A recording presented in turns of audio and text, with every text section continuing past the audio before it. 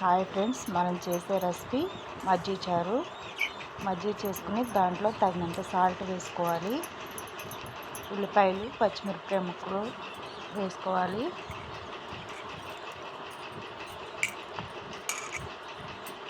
కొంచెం కొత్తిమీర కూడా వేసుకున్నాం.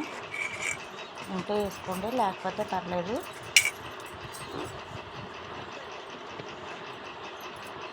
కారం, పసుపు కొద్దిగా వేసుకున్నా. దాన్ని కలుపుకోవాలి. ఉప్పు సరిపోయిందో లేదో చూసుకుని దాన్ని కలుపుకొని తాలింపు వేసుకోవాలి.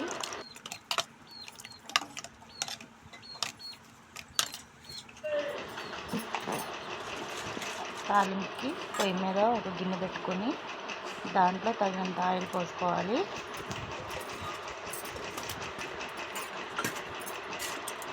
ఆవాలు, జీలకర్ర, మెంతులు, ఎండుమిరపకాయలు వేసుకుని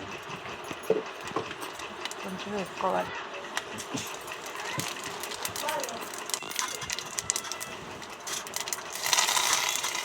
అవి వేగిన తర్వాత కరివేపాకు కూడా వేసుకోవాలి.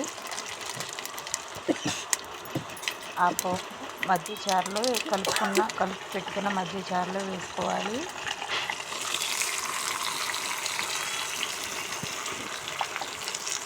అయిపోయింది ఫ్రెండ్స్ మజ్జిగ చారు చేయడం.